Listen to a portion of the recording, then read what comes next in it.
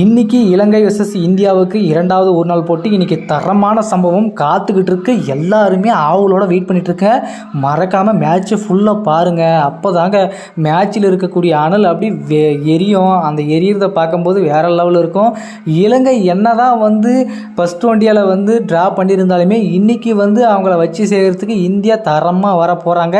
என்னதான் ஒரு லூஸாக ஃபர்ஸ்ட் மேட்ச்சில் ட்ரானாலுமே அந்த ட்ராவில் இருந்து இந்தியா கண்டிப்பாக இப்படி தெனாவட்டம் ஆடக்கூடாது அப்படின்றத நல்லா தெரிஞ்சுக்கிட்டு வந்திருப்பாங்க. இந்த போட்டியில் தரமான சம்பவத்தை செய்கிறதுக்கு ரோஹித் சர்மா, கோலி எல்லாம் காத்துக்கிட்டு இருக்காங்க.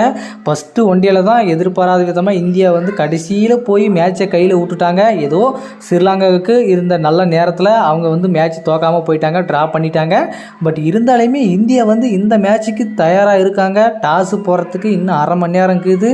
டாஸு போட்டதுக்கப்புறம் யார் டாஸ் வின் பண்ணுறாங்களோ அதை பொறுத்து இன்றைக்கி மேட்ச்சில் ஒரு அனல் பறக்க போகுதுங்க. ரோஹித் சர்மா சொல்லிட்டாருங்க, நான் தான் நாங்கள் அடுத்த மேட்ச்சில் தரமாக சம்பத்தை கொடுக்க போகிறோம். மேட்சை எல்லோரும் ஃபுல்லாக பாருங்கள், கண்டிப்பாக விறுவிறுப்பாக இருக்க போது, நம்ம அடிக்கிற அடியை வெறித்தனமாக இருக்க போகுது அப்படின்ட்டு ரோஹித் சர்மா சொல்லியிருக்காரு.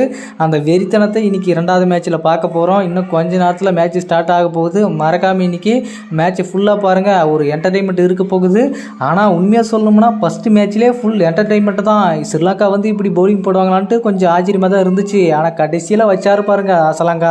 யாருக்குமே கொடுக்காத ஒரு ட்விஸ்ட்டை இந்திய டீமுக்கு கொடுத்தாங்க ஸ்ரீலங்கா பவுலர்ஸு. அதுவும் அசலாங்கா கொடுத்து தான் அங்கே ரொம்பவே ஹைலைட்டான விஷயம். அசலங்காவும் போட்டார், வெள்ளலகாவும் போட்டார், எல்லாமே போட்டாங்க.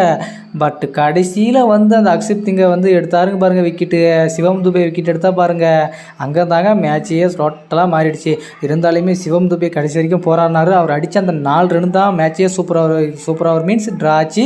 அப்படி அவர் அடிக்காமல் அவுட் ஆகிருந்தாருன்னா இந்திய நிலைமை ரொம்ப மோசமான நிலைமைக்கு போயிருக்கும். மேட்ச்சு அவங்க சைடும் போயிருக்கும், ஜெயிச்சிருக்க மாட்டோம். பட் இருந்தாலே ட்ரா பண்ணாலுமே பரவாயில்ல, என்ன ஒரு 2 மேட்ச்சுக்கு இதில் 2த்துலையுமே இலங்கையை போட்டால் சரியாக போயிடுது அப்படின்ட்டு தான் இந்தியா வந்திருக்காங்க. கண்டிப்பாக இந்த மேட்ச்சில் வேறு லெவலில் இருக்க போகுது அப்படின்னு சொல்லிட்டு பொசுக்குன்னு இந்தியா 100 காலம் ஆல் அவுட்னா ஒன்றுமே பண்ண முடியாதுங்க. அது அவங்களுக்கு விதி. பட் இருந்தாலுமே இன்றைக்கி அப்படியெல்லாம் நடக்காது. கண்டிப்பாக இன்றைக்கி யார் ஃபஸ்ட் பேட்டிங் எடுக்கிறாங்களோ அவங்க ஒரு நல்ல ஸ்கோரை டார்கெட்டாக கொடுக்கணும் அப்படின்றத நினைப்பாங்க.